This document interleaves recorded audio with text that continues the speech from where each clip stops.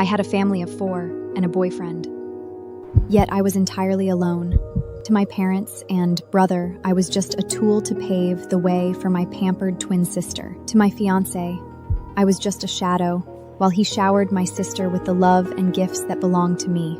I thought the Columbia acceptance letters was to be the moment Lucas slipped a ring onto my finger, and my parents, for once, actually acknowledged my existence. However, on the day college acceptance letters were released, I clutched my laptop and rushed into the living room. Mom! Dad! I got into Columbia! I'm actually going to New York with Ethan and Lucas. The living room was completely empty. My parents, my brother, and my fiancé secretly jetted off to New York to celebrate my twin sister's fake success, leaving me behind without a word. A glossy Columbia muck on the count sat, a gift from Lucas last year. His voice echoed in my head. Get into Columbia, babe, and I'll take you to every single romantic spot this city has to offer. I had made those words my entire world, surviving countless all-nighters, but now that mug was shoved aside. Beneath it, 3 printed flight confirmations. My mother, my father, and my twin sister, Chloe. 8 Tamshin, JFK, New York. My fingers went totally numb as I opened Instagram. Ethan, my older brother, had just posted a reel. He was wheeling Chloe's suitcase through the terminal, grinning at the camera. Welcome to NYC, princess. Time to go conquer your pre-college program. Lucas was standing right there beside them, handing massive bouquet of blush pink peonies. Chloe looked up at him through her lashes, biting her lip. Do you think Claire's gonna hate us for leaving her behind? Claire's fine. Missing one trip isn't gonna kill her. A sick chill seeped straight into my bones. The city I had ruined my health to reach, and they had already shut me out. Right then, my phone buzzed. My mother had finally realized she had another daughter. Keep your Columbia news out of the family chat group. Chloe is finally happy. Don't ruin it by making it all about you.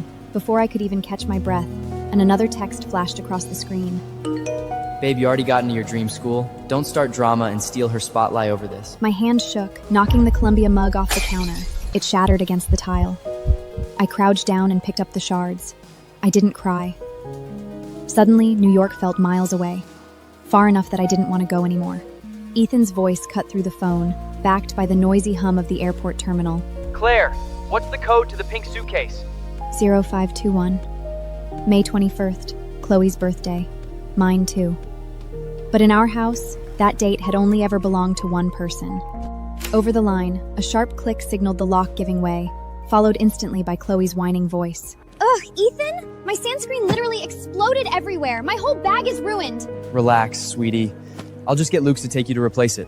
Ethan soothed her over the line, his tone sickeningly indulgent. Suddenly, the phone was ripped away. Claire, why are you ignoring my FaceTimes? Look, Chloe's doing her prep program here, and New York rents are insane. Sign over that $20,000 check you got. I need it to lock down a luxury apartment for her.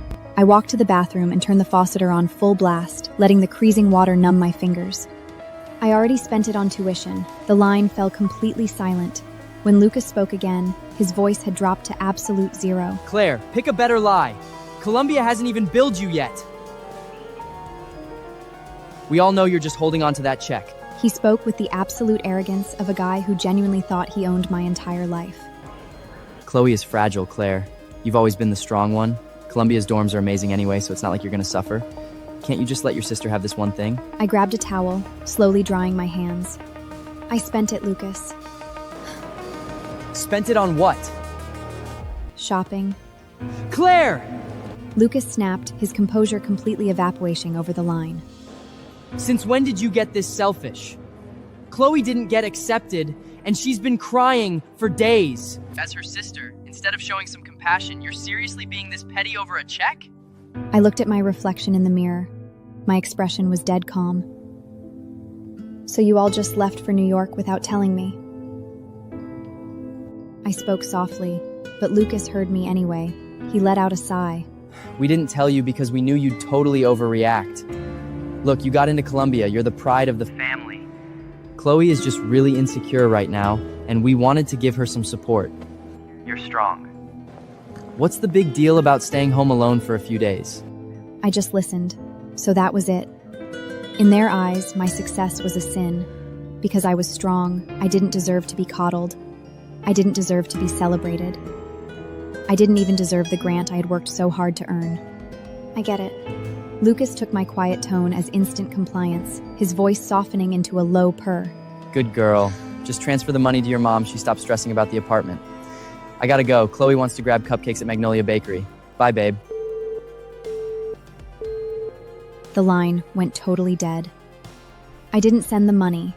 Instead, I walked back to my bedroom, opened my laptop, and logged into the application portal.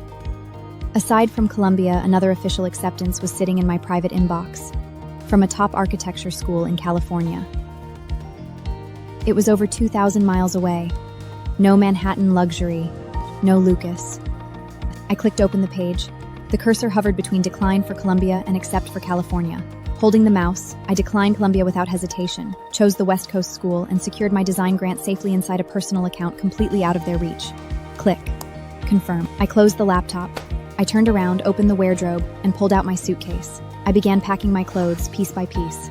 The outfits I had bought specifically New York were shoved right back into the deepest corner of the closet. California would be warm. I wouldn't be needing them anyway. My phone buzzed on the bed. Mom had sent a photo. Chloe was wearing a new necklace from Lucas, a radiant smile on her face. The caption read, "Chloe is much happier today." I didn't reply. I just put the chat on Do Not Disturb. 3 days later, the front door was pushed open. The living room was instantly filled with the sound of laughter. New York is so muggy and hot right now. The pollution completely ruined my skin. I'm breaking out already. Mom complained, kicking off her shoes. Ethan followed right behind her, loaded down with shopping bags. As long as Chloe had a good time, Mom. Honestly, she's been in such better spirits since we got there. I sat on the sofa, holding a book. The moment their eyes landed on me, the laughter died instantly. The entire living room turned ice cold. Mom frowned, her gaze sweeping over the clean coffee table. "Claire, we're exhausted from the flight and starving. You didn't even bother to have dinner ready for us?" I closed the book and stood up. There's food in the fridge. Mom glared at me and walked past me. Chloe peeked out from behind Ethan, decked out in fresh designer dress and rare limited edition sneakers, the ultimate New York trophies. She lowered her head, her voice cracking with unshed tears. Claire, please don't be mad at Mom and Ethan. I'm the one who begged them to come to New York with me. If you're going to hate anyone, hate me. Why are you apologizing, Chloe? Who does she think she is to be mad at you? He turned to me, his gaze sharp. Lose the attitude, Claire. She's about to start a pre-college program and she's already under so much pressure. Can't you be a supportive sister for once in your life? I looked at my own brother. Since we were kids, it was always the same. The moment Chloe cried, I was automatically the one in the wrong. Mom walked over, holding her glass of water. Then where is the money, Claire? Lucas told you to transfer the money for Chloe's apartment. Why haven't you done it? Chloe literally cried herself to sleep last night because she missed out on that beautiful place. I looked at my mother's entitled face. I bled for that grant. I spent countless all-nights drafting and trashing designs until my hands bled. Why the hell should I just hand it over to her? Mom slammed the glass down hard onto the coffee table. Because she's your sister. You got into an Ivy League. You'll have no problem making money down the road. But Chloe doesn't have it as easy as you do. She needs a head start. Is it really so much to ask for you to help your own sister? Right then, Lucas walked in. He was holding a Seek silver box. It was the latest drawing tablet, one I'd been eyeing for 6 months but couldn't bring myself to buy. I was a design major, I needed it. Lucas had promised it to me as a graduation gift if I got into Columbia. Chloe, here's the tablet you wanted. Oh my god, Lucas, you are literally the best. Lucas ruffled her hair, his eyes full of affection. I stood there, staring at the silver box. Lucas turned to look at me. Claire, your old tablet still works fine, and I just started at the firm, so cash is a little tight right now. Don't be petty. I'll get you a new one next year with my bonus. He always had a way of delivering the cruelest blows in the gentlest tones. I just nodded calmly. Okay, I won't be petty. Lucas paused. In the past, I would have fought him through tears. He thrived on my jealousy, loved seeing me hurt over him, just so he could toss me a bone and pretend to be the savior. But today, I said nothing. I just turned and walked toward my bedroom. The moment the door closed, I heard Ethan sneer outside. Well, at least she's finally learning to shut up and know her place. Leaning against the closed door, I looked down at my packed suitcase. Inside were only a few old clothes and my old tablet, its screen already covered in cracks. It didn't matter.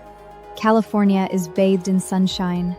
I no longer needed their artificial light. The celebration dinner was set for the weekend. They booked the entire ballroom at the city's most exclusive country club. The welcome sign at the entrance read in elegant Creole, "Congratulations, Chloe, Columbia University Prep Program." And at the very bottom, my name was squeezed into the corner like an afterthought. And congrats to Claire. The font was so small it was barely legible. The relatives streamed in one after another. My parents stood at the entrance, their faces glowing with pride. Aunt Beatrice walked over, holding Chloe's hand and praising her endlessly.